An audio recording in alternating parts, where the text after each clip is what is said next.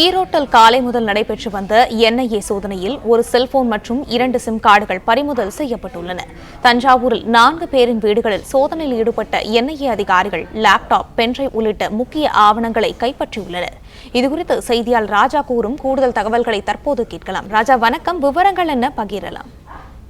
வணக்கம். அதாவது ஹிஜ்புத் தஹ்ரீர் என்ற தடை செய்யப்பட்ட இயக்கத்திற்கு ஆட்கள் சேர்க்கப்படுவதாக வந்த தகவலை அடுத்து என்ஐஏ அதிகாரிகள் இந்த தமிழகம் முழுவதும் 12 இடங்களில் சோதனை நடத்தியிருக்கிறார்கள். அதே போல தஞ்சை மாவட்டத்தை பொறுத்த வரைக்கும் ஒரு 5 இடங்களில் சோதனை நடத்தியிருக்கிறார்கள்.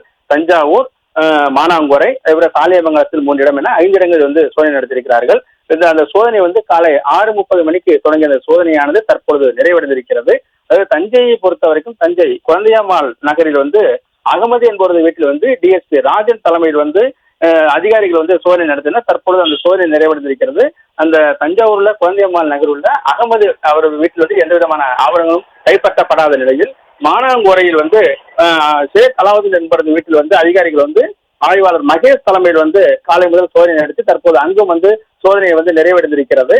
அவர் இந்த ஷேக் அலாவுதீன் அவரது வீட்டிலிருந்து ஒரு லேப்டாப், பென்டிரைவ் மற்றும் முக்கிய ஆவணங்களை அதிகாரிகள் கைப்பற்றி எடுத்து சென்றிருக்கிறார்கள். அதே போல சாலியமங்கலத்தில் 3 இடங்களில் சோதனை நடைபெற்றது. அதாவது முஜிபுர் ரஹ்மான், அப்துல் காதர் உள்ளிட்ட 3 பேர் வீடுகளில் சோதனை நடைபெற்றது. அந்த சோதனையானது டிஎஸ்பி நாகராஜன் தலைமையில் சோதனை நடைபெற்று அங்கும் சோதனை தற்பொழுது நிறைவடைந்திருக்கிறது.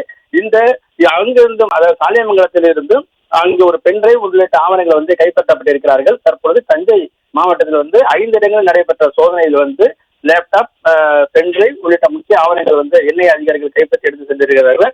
அதே போல ஈரோட்டில் காலை முதலே என்ஐஏ அதிகாரிகள் சோதனை நடத்தியிருக்கிறார்கள். அங்கு என்ஐஏ அதிகாரிகள் நடத்திய சோதனையில் ஒரு செல்போன் மற்றும் 2 சிம் கார்டுகள் பறிமுதல் செய்யப்பட்டுள்ளதாக தகவல் தெரிகிறது. அதேபோல சர்புதீன் மற்றும் முகமது இசாக் ஆகிய அந்த 2 பேரை வருகிற 4ஆம் தேதி சென்னையில் உள்ள அலுவலகத்தில் ஆஜராகி விசாரணைக்கு ஆஜராகுமாறு உத்தரவிட்டுள்ளதாக தகவல் தெரிகிறது.